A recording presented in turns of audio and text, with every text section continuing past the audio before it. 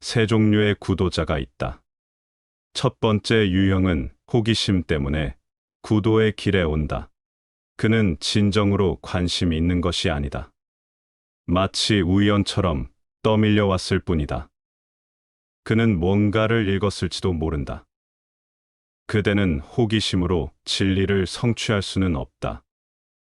호기심을 가진 사람은 자신의 기분에 따라 잠시 동안 어떤 것을 할 수는 있지만 호기심을 가진 사람은 결과를 수확하지 못한다. 인내가 필요하고 끊임없는 망치질이 필요하다. 그는 남쪽으로 가다가 북쪽으로 가고 동쪽으로 가다가 서쪽으로 간다. 그는 어디로도 가고 있지 않다. 그는 우연적이며 우연적인 사람은 신성에 도달할 수 없다. 내적인 탐구를 위해서 오는 두 번째 유형의 사람은 지그야사, 탐구하는 사람이다. 그는 호기심에서 오는 것이 아니다. 그는 강렬한 탐구열을 가지고 온다. 그의 탐구열은 진짜이지만 그것으로 충분하지 않다. 그의 의도는 근본적으로 지적이기 때문이다. 그는 한 사람의 철학자는 될 수 있을지언정 종교적인 사람은 될 수 없다. 깊이 탐구하지만 그의 탐구는 지적일 뿐이다. 그 사람의 탐구는 머리 중심적이고 풀어야 할 문제이다. 그 속에는 삶과 죽음이 결부되어 있지 않다. 그것은 하나의 수수께끼이다. 그는 그 수수께끼를 푸는 것을 즐긴다. 수수께끼가 풀리면 아주 기분이 좋을 것이다. 하지만 그것은 지적이며 깊은 곳에서 에고가 결부되어 있다. 그 사람은 철학자가 될 것이다. 그는 열심히 생각하고 집중할 것이지만 결코 명상을 하지는 않을 것이다. 그는 논리적이고 추론적으로 숙고해서 많은 실마리들을 찾을 것이다. 하나의 체계를 창조할 것이지만 그 모든 것이 자신의 투사가 될 것이다. 진리는 당신의 전부를 필요로 한다. 그대는 철학자가 되어 안락의자에 앉아 쉬면서 생각할 수 있다. 하지만 그것은 삶과 죽음의 문제가 아니다. 그래서 호기심을 가진 사람은 성취할 수 없고 지적인 탐구를 하는 사람은 철학자가 될 것이라고 말한다. 무무크샤라고 부르는 세 번째 유형의 사람이 있다. 무무크샤는 무욕에 완전히 해방되려는 존재의 수레바퀴에서 벗어나려는 다시 태어나고 다시 죽지 않으려는 그러한 욕망이다. 무무크샤는 수백만 번 끊임없이 태어나고 죽으며 똑같은 악순환을 반복하는 것이 이제 충분하다는 느낌이다. 무무크샤는 바로 존재의 수레바퀴에서 궁극적인 이탈자가 되는 것을 의미한다. 그대는 지치고 고통스러워서 이제 벗어나고자 하는 것이다. 이제 그 탐구는 삶과 죽음의 문제이다. 그것은 전 존재가 걸린 문제이다. 오직 해방에 대한 욕망이 생겨난 사람만이 종교적인 사람이 될 수 있다. 자신의 전체를 쏟아붓는 세 번째 단계의 구도자들은 지복을 성취한다. 지복은 궁극적인 현상이다. 지복이 더 가까워질 때 당신은 평화로워진다.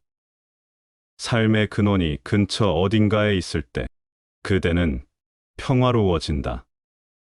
파탄잘리는 말한다. 성공은 강렬하고 진지하게 노력하는 사람들에게 가장 가깝다. 성공의 가능성은 노력의 정도에 따라 다르다. 그대의 전체성이 필요하다. 기억하라. 진지함은 뭔가에 완전히 몰두할 때마다 일어나는 하나의 자질이다. 많은 사람들은 심각함이 진지함이라고 생각한다. 심각함은 진지함이 아니다. 장난감을 가지고 노는 어린아이는 그것에 완전히 몰두되어 있고 정신없이 빠져 있고 아무것도 뒤에 남겨진 것이 없고 주저하지도 않는다. 어떤 것도 주저하지 않을 때 그대는 어디에 있는가? 그대는 완전히 그 행동과 하나가 된 것이다. 행위자는 더 이상 존재하지 않는다. 행위자가 존재하지 않을 때 진지함이 있다. 그때 어떻게 심각해질 수 있겠는가? 심각함은 행위자에 속하기 때문이다. 심각함은 에고와 행위자에 속한다. 의문은 심각하지만 사랑은 진지하다. 그대가 정원사이고 그 일을 사랑한다면 전 존재를 그 일에 몰두한다. 그때 진지함이 생겨난다. 진지함은 가꿀 수 없지만 심각함은 가꿀 수 있다.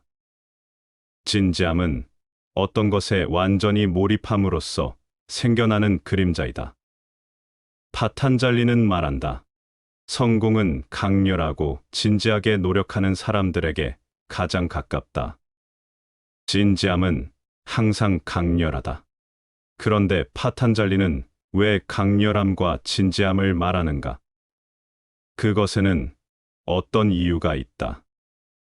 진지함은 항상 강렬하지만 강렬함이 항상 진지한 것은 아니다. 수많은 것들에서 강렬할 수 있지만 진지하지 않을 수도 있다. 진지함이란 그대가 그 속에 완전히 몰입할 때 생기는 현상이기 때문이다.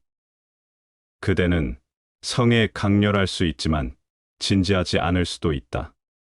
성이 반드시 사랑은 아니기 때문이다.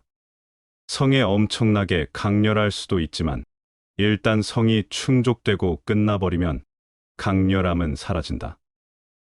사랑은 그렇게 강렬하지 않은 것처럼 보이지만 그것은 진지하다. 사랑은 진지함이기 때문에 강렬함이 계속 유지된다. 진실로 사랑 속에 있을 때 그것은 시간 없음이 된다. 사랑은 항상 강렬하다. 진지함 없이 강렬하다면 오직 순간적으로 강렬할 수 있을 뿐이다. 욕망이 일어날 때 당신은 강렬해진다. 성적인 욕망이 일어나면 굶주림을 느낀다. 그대의 생체 에너지 전부가 배출을 필요로 한다. 그대는 강렬해진다. 하지만 이 강렬함은 그대의 것이 아니고 그대의 존재에서 오는 것이 아니다. 그것은 단지 당신의 생물학적 껍데기에 의해서 강요된 것일 뿐이다. 그때 당신은 강렬해지지만 성이 충족되고 나면 강렬함이 사라지고 그 여자에 관해서 신경 쓰지 않는다. 남편이 그들과 섹스할 때 처음에는 아주 사랑스럽고 강렬한 느낌이고 아주 행복해한다. 하지만 섹스가 끝나는 순간 그들은 돌아누워 골아떨어진다. 남편들은 아내들에게 무엇이 일어나고 있는지 전혀 관심이 없다. 그러면 여자는 이용당했다고 느끼게 된다. 그대의 강렬함은 생물학적이고 육체적인 것이다. 육체적인 욕구가 충족되면 여자에게 더 이상 관심이 없다. 이제 당신은 마치 다 써버린 플라스틱 그릇을 버리는 것처럼 여자를 버릴 수 있다. 이제 관심이 사라진 것이다. 욕망이 생길 때 또 다시 그 여자를 보게 되고 아주 강렬해질 것이다. 내가 섹스를 예로 들어 설명하는 이유는 섹스가 이제 그대에게 남아있는 유일한 강렬함이기 때문이다. 이제 다른 예는 존재하지 않는다. 그대는 삶에 너무 미적지근하고 최하의 에너지 차원에 존재하기 때문에 강렬함이 없다.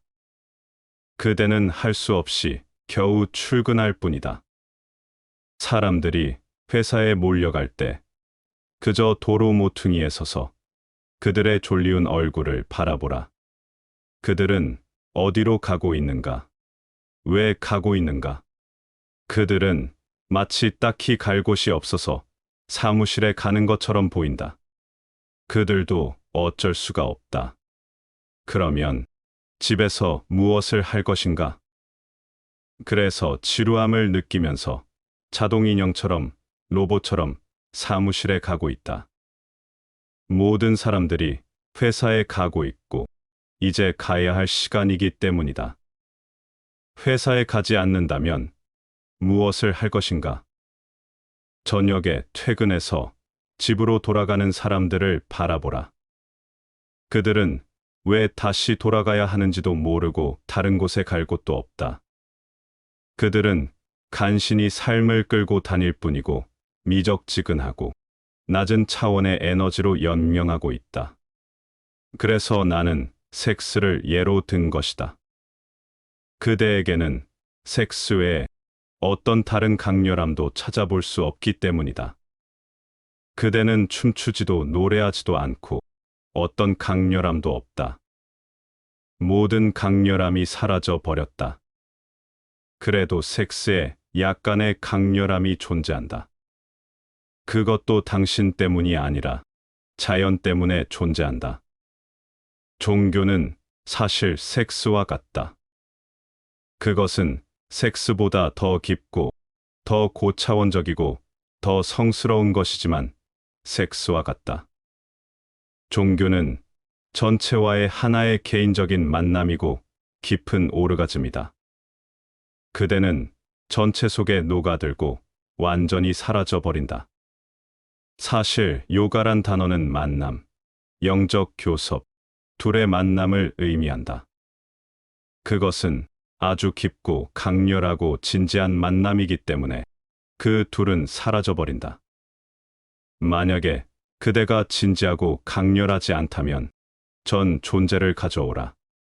오로지 그때만이 궁극적인 것이 가능하다. 그대는 완전히 자신을 걸어야 한다. 그 이하로는 궁극을 성취하지 못할 것이다.